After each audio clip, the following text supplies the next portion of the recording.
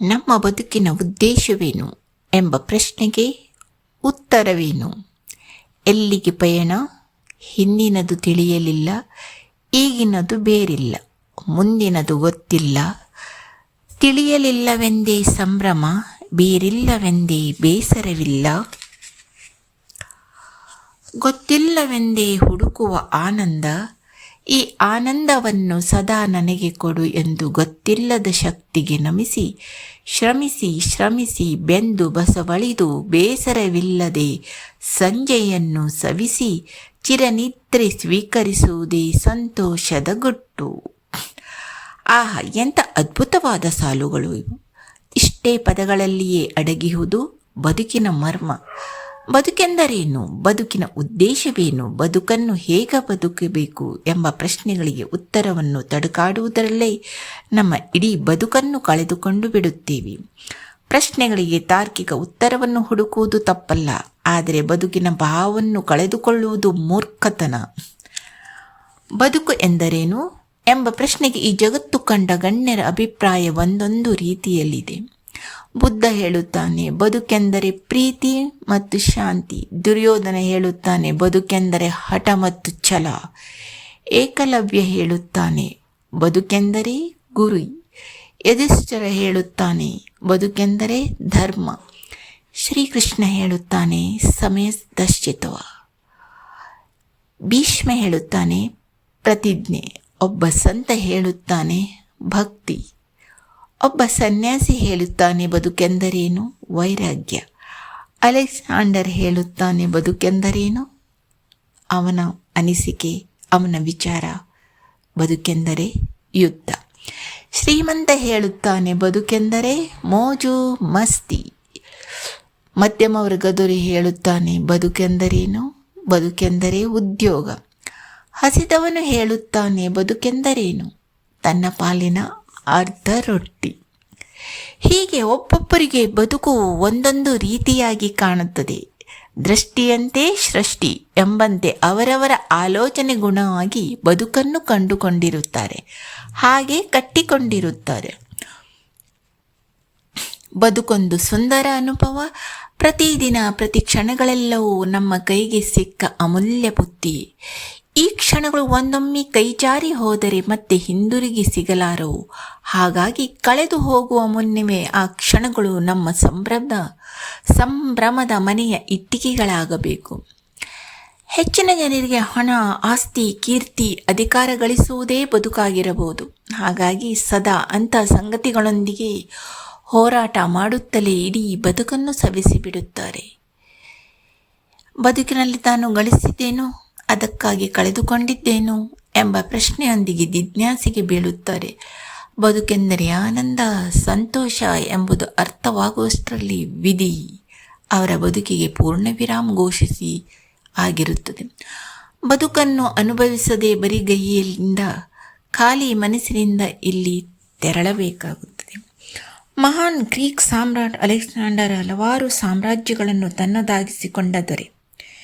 ಈತ ತನ್ನ ತಾಯ್ನಾಡಿನ ದಾರಿಯಲ್ಲಿ ಪ್ರಯಾಣಿಸುತ್ತಿರುವಾಗ ಮಾರ್ಗ ಮಧ್ಯದಲ್ಲಿ ತೀವ್ರ ಅನಾರೋಗ್ಯ ಪೀಡಿತನಾದ. ತನ್ನ ಸಾವು ಹತ್ತಿರವಾಯಿತು ಎಂದು ರಾಜನಿಗೆ ಅರ್ಥವಾಯಿತು. ಸಾವಿನ ಸುಳು ಬರುತ್ತಿದ್ದಂತೆ ಅಲೆಕ್ಸಾಂಡರ್ ದೊರೆಗೆ ತನ್ನ ಸಮಸ್ತ ವಿಜಯಗಳು, ತನ್ನ ಬೃಹತ್ ಸೈನ್ಯ ಗಳಿಸಿದ ಅಪರಿಮಿತ ಸಂಪತ್ತು ಇವೆಲ್ಲವೂ ಅರ್ಥಹೀನ ಎಂದೆನಿಸಿತು. ಈಗ ಆತನಿಗೆ ಬೇಕಿದ್ದೊಂದೇ ತಾನು ತನ್ನ ತಾಯಿಯನ್ನು ನೋಡಿ ಆಕೆಗೆ ಅಂತಿಮ ನಮನ ಸಲ್ಲಿಸಬೇಕು ಅಷ್ಟೆ. ಆದರೆ ಆತ ಮೂಲ ಸ್ಥಳದಿಂದ ಹಲವಾರು ಗಡಿಗಳ ಪರಿಧಿಯನ್ನು ದಾಟಿ ಬಂದು ಬಿಟ್ಟಿದ್ದ. ಆತನಿಗೆ ತನ್ನ ಆ ಕನಿಷ್ಠ ಬಯಕೆಯನ್ನು ಪೂರೈಸಿಕೊಳ್ಳುವುದು ಅಸಾಧ್ಯವಾಗಿತ್ತು. ಲೋಕವನ್ನೇ ಗೆದ್ದ ಸಾಮ್ರಾಟ್ ಅಸಹಾಯಕತೆಯ ಅಡಿಯಾಳಾಗಿ ಬದುಕಿನ ಕೊನೆಯ ಕ್ಷಣದಲ್ಲಿದ್ದ. ಇಂಥ ಸ್ಥಿತಿಯಲ್ಲಿದ್ದ ಚಕ್ರವರ್ತಿ ತನ್ನ ಪ್ರಧಾನ ಸೇನಾಧಿಪತಿಗಳನ್ನು ಕರೆದು ಹೀಗೆ ವಿನ್ನವಿಸಿದ, ನಾನು ಈ ಭೂಲೋಕದ ಯಾತ್ರೆಯನ್ನು ಕೊನೆಗಾಣಿಸುವ ಹಂತ ತಲುಪಿದ್ದೇನೆ.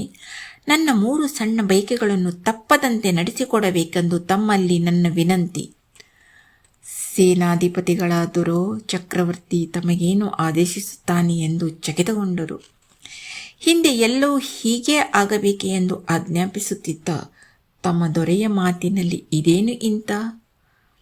ತಮ್ಮ ದೊರೆಯ ಪರಿಸ್ಥಿತಿ ಅವರೆಲ್ಲರ ಕಣ್ಣೀರಲ್ಲಿ ನೀರು ತರಿಸಿತು. ಆಗ ಅಲೆಕ್ಸಾಂಡರ್ ದೊರೆ ತನ್ನ ಇಚ್ಛೆಗಳನ್ನು ಒಂದೊಂದಾಗಿ ಹೇಳತೊಡಗಿದ. ನನ್ನ ಮೊದಲ ಹೆಜ್ಜೆ ನನ್ನ ಶವಪೆಟ್ಟಿಗೆಯನ್ನು ನನ್ನನ್ನು ಉಪಚರಿಸುತ್ತಿರುವ ವೈದ್ಯರೇ ಸಮಾಧಿ ಸ್ಥಳಕ್ಕೆ ಕೊಂಡೊಯ್ಯಬೇಕು. ಸ್ವಲ್ಪ ತಡೆದು ದೊರೆ ಹೇಳಿದ, ಎರಡನೆಯದು, ನನ್ನ ಶವಪೆಟ್ಟಿಗೆಯನ್ನು ಕೊಂಡೊಯ್ಯುವ ಮಾರ್ಗವನ್ನು ನನ್ನ ಖಜಾನೆಯಲ್ಲಿ ತುಂಬಿರುವ ಸ್ವರ್ಣ, ವಜ್ರ, ವೈಡೂರ್ಯ, ರತ್ನಗಳಿಂದ ಶೋಭಾಯಮಾನವಾಗಿಸಬೇಕು. ಕೊನೆಯದು, ನನ್ನ ಸಮಾಧಿಯಿಂದ ನನ್ನೆರಡು ಕೈಗಳು ಹೊರಗೆ ಕಾಣುವಂತೆ ವ್ಯವಸ್ಥೆಯಾಗಬೇಕು. ಚಕ್ರವರ್ತಿಯ ವಿಚಿತ್ರ ಬಯಕೆಗಳನ್ನು ಅಲ್ಲಿದ್ದವರೆಲ್ಲ ಚಕಿತಗೊಳಿಸಿದವು. ಆಗ ಅಲೆಕ್ಸಾಂಡರ್ ದೊರೆ ತನ್ನ 3 ಬಯಕೆಗಳ ಹಿಂದಿನ ಅರ್ಥವನ್ನು ಹೇಳಿದನು. ನಾನು ಜೀವನದಲ್ಲಿ ಕಲಿತ 3 ಪಾಠಗಳನ್ನು ಈ ವಿಶ್ವ ಅರಿಯಬೇಕೆಂಬುದಷ್ಟೇ ನನ್ನ ಉದ್ದೇಶವಾಗಿದೆ. ಈ ದೇಹವನ್ನು ವೈದ್ಯರೇ ಕೊಂಡೊಯ್ಯಬೇಕು ಎಂದು ನಾನು ಹೇಳುತ್ತಿರುವುದಕ್ಕೆ ಕಾರಣ, ಯಾವುದೇ ವೈದ್ಯರು ಯಾವುದೇ ಜೀವಿಯನ್ನು ಶಾಶ್ವತವಾಗಿರಿಸಲು ಸಾಧ್ಯವಿಲ್ಲ. ದೇಹವನ್ನು ಸಾವಿನ ದವಡೆಯಿಂದ ಪಾರು ಮಾಡುವ ಶಕ್ತಿ ಅವರ್ಯಾರಿಗೂ ಇಲ್ಲ. ಆದ್ದರಿಂದ ಯಾರೇ ಆಗಲಿ ಎಲ್ಲವೂ ಸಾಧ್ಯ ಎಂಬ ಭ್ರಮೆ ಹೊಂದಿದಿರಲಿ. ಇದು ನಾನು ಕಲಿತ ಜೀವನದ ಅತ್ಯಮೂಲ್ಯ ಪಾಠ.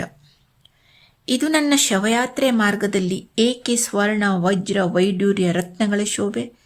ಇದರ ಅರ್ಥ ಇಷ್ಟೇ, ನನ್ನ ಇಡೀ ಜೀವನವೆಲ್ಲ ನಾನು ಸಂಪತ್ತನ್ನು ಹೆಚ್ಚಿಸಿಕೊಳ್ಳುವುದಕ್ಕಾಗಿಯೇ ಕಳೆದೆ. ನಾನು ಏನನ್ನು ಬೆಲೆ ಬಾಳುವುದು ಎಂದು ಭ್ರಮಿಸಿದೆನೋ ಅದರಲ್ಲಿ ಒಂದಿನಿತೂ ನಾನು ನನ್ನೊಂದಿಗೆ ಕೊಂಡೊಯ್ಯಲು ಸಾಧ್ಯವಿಲ್ಲ. ಆದ್ದರಿಂದ ಜನರು ತಿಳಿಯಲಿ, ಸಂಪತ್ತನ್ನು ಅರಸಿ ಅದರ ಬೆನ್ನು ಹತ್ತುವುದು ಕೇವಲ ಸಮಯವನ್ನು ವ್ಯರ್ಥ ಮಾಡುವ ಹುಚ್ಚುತನ ಅಂತ. ನನ್ನ 3ನೇ ಇಚ್ಛೆ, ನನ್ನ 2 ಕೈಗಳು ನನ್ನ ಸಮಾಧಿಯಿಂದ ಹೊರಚಾಚಿರಬೇಕು.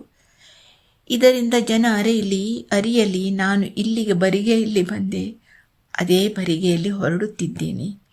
ಹೀಗೆ ಹೇಳುತ್ತಿರುವಂತೆಯೇ ರಾಜನ ಪ್ರಾಣಪಕ್ಷಿ ಹಾರಿಹೋಯಿತು. ಎಲ್ಲರ ಬದುಕಿಗೆ ಹಣ ಬೇಕು ನಿಜ, ಆದರೆ ಹಣ, ಅಧಿಕಾರ, ಕೀರ್ತಿಯ ವ್ಯಾಮೋಹದಿಂದ ಬದುಕಿಗಿರಬೇಕಾದ ಸೊಗಸನ್ನು, ಮನಸ್ಸಿನ ಸಂಭ್ರಮವನ್ನು ಮರೆತು ಬಾಳಿದರೆ ಬದುಕು ಬರೀ ಯಾಂತ್ರಿಕವಾಗುತ್ತದೆ. ಅಂಥ ಜರೂರಿ ಏನೂ ಇಲ್ಲ ಎನ್ನುವ ಎಲ್ಲವನ್ನು ಗಳಿಸಿ ಬದುಕಿನ ಉದ್ದೇಶವನ್ನೇ ಮರೆತು ಬಾಳಿದರೆ ಕೊನೆಗೆ ನಮಗೇನು ಸಿಗಲಾರದು ಎಂಬುದಕ್ಕೆ ಮೇಲಿನ ದೃಷ್ಟಾಂತ ಒಂದು ನಿದರ್ಶನ. ಕಷ್ಟ, ನೋವು, ನಿರಾಸೆ, ದುಃಖ ಎಲ್ಲವೂ ಎಲ್ಲರಿಗೂ ಇವೆ. ಆದರೆ ಅವುಗಳೆಲ್ಲದ ಮಧ್ಯೆ ಸಂತೋಷದಿಂದ, ತೃಪ್ತಿಯಿಂದ ಬದುಕುವುದೇ ಜೀವನ. ಬದುಕಲು ಇರುವ ಮಾರ್ಗಗಳೇನು, ಹೇಗೆ ಸಂತೋಷದಿಂದ ಬದುಕಬೇಕು ಎಂಬ ಗೊಂದಲಿಗಳಿಗೆ ಬೃಹತ್ ಗ್ರಂಥಗಳನ್ನೇನೂ ಓದಬೇಕಾಗಿಲ್ಲ. ಬೇರೆಯವರ ಜೀವನ ಶೈಲಿಯನ್ನು ಜಾಲಾಡಬೇಕಾಗಿಲ್ಲ. ಜಸ್ಟ್ ಹೂವನ್ನೊಮ್ಮೆ ದಿಟ್ಟಿಸಿ ನೋಡಿಬಿಡಿ. ಉತ್ತರ ಸಿಗದಿದ್ದರೆ ಕೇಳಿ. ಮಹಾಭಾರತದಲ್ಲಿ ಶ್ರೀಕೃಷ್ಣ ಕರ್ಣನ ಪ್ರಶ್ನೆಗಳಿಗೆ ಉತ್ತರವಾಗಿ, ಕರ್ಣ, ಪ್ರತಿಯೊಬ್ಬನಿಗೂ ಜೀವನದಲ್ಲಿ ಒಂದಿಲ್ಲೊಂದು ಸವಾಲು ಇದ್ದೇ ಇರುತ್ತದೆ. ನಿನಗೆ ನಿನ್ನ ಜೀವನ ಅಗ್ನಿಕುಂಡ ಅನಿಸಿದರೆ ಬೇರೆಯವರದನ್ನು ನೋಡು. ಜೀವನ ಯಾರಿಗೂ ಹೂವಿನ ಹಾಸಿಗೆ ಇಲ್ಲ, ಯಾರಿಗೂ ಸುಲಭ ಗ್ರಹವೂ ಇಲ್ಲ. ನಾವು ಎಷ್ಟೇ ಅನ್ಯಾಯಕ್ಕೊಳಗಾದರೂ, ಎಷ್ಟೊಂದು ಅಪಮಾನವನ್ನು ನುಂಗಬೇಕಾಗಿ ಬಂದಾಗಲೂ ನಾವು ಆ ಪರಿಸ್ಥಿತಿಗಳಿಗೆ ಹೇಗೆ ಪ್ರತಿಕ್ರಿಯಿಸಿದೆವು ಎಂಬುದು ಮುಖ್ಯವಾಗುತ್ತದೆ. ಜೀವನದಲ್ಲಿ ಮೇಲಿಂದ ಮೇಲೆ ಸಮಸ್ಯೆಗಳು, ದುಃಖಗಳು, ಅವಮಾನಗಳು ಬಂದಿವೆ ಎಂದರೆ ನಾವು ತಪ್ಪು ಮಾಡಲು ನಮಗೆ ಸಿಗುವ ಪರವಾನಗಿಯಲ್ಲ ಎಂದು ಹೇಳಿದರು. ತಾತ್ಪರ್ಯ ಇಷ್ಟೇ, ಬದುಕೆಂದರೆ ನಮಗೆ ಖುಷಿಯಾಗುವಂತೆ, ನಮಗೆ ದೊರೆತ ಅವಕಾಶದಂತೆ, ನಮಗೆ ತೊಂದರೆಗಳು ಬಾರದಂತೆ, ನಮ್ಮಿಂದ ಬೇರೆಯವರಿಗೆ ತೊಂದರೆ ಆಗದಂತೆ ಎಚ್ಚರಿಕೆ ವಹಿಸಿ ಪ್ರತಿ ಕ್ಷಣವನ್ನು ಸಾಧ್ಯವಾದಷ್ಟು ಪ್ರಾಮಾಣಿಕವಾಗಿ, ಆದಷ್ಟು ಸರಳವಾಗಿ ಬದುಕುವುದು. ಹಾಗೆ ಮಾಡಿದರೆ ಮಾತ್ರ ಬದುಕೆಂದರೆ ಏನು, ಅದರ ಉದ್ದೇಶವೇನು ಎಂಬ ಪ್ರಶ್ನೆಗೆ ಉತ್ತರ ಸಿಕ್ಕಿಬಿಡುತ್ತದೆ. ಮಾನವ ಜನ್ಮ ದೊಡ್ಡದು, ಇದ ಹಾನಿ ಮಾಡಿಕೊಳ್ಳಬೇಡಿ ಹುಚ್ಚಪ್ಪಗಳಿರ ಎಂದು ಪುರಂದಾಸರು ಹೇಳಿದಂತೆ ನಮ್ಮ ಬದುಕನ್ನು ಯಾವುದೋ ಸಂಗತಿಗಳಲ್ಲಿ ಸಿಕ್ಕಿ ಹಾಕಿಸದೆ ಅತ್ಯಂತ ಸರಳವಾಗಿ ಸಂಭ್ರಮದಿಂದ ಬದುಕಿ ಬಿಡೋಣ. ಬದುಕಿನ ಸಂಭ್ರಮ ಕೈಯಿಂದ ಜಾರಿ ಹೋಗುವ ಮುನ್ನವೇ ಮನಸ್ಸೊಮ್ಮೆ ಕೊಡವಿಕೊಂಡು ಏಳೋಣ. ಬದುಕಿನ ಪ್ರತಿ ಕ್ಷಣವನ್ನು ಮನಸ್ಸಿನಾಳದಿಂದ ಸಂಭ್ರಮಿಸೋಣ. ಬನ್ನಿ.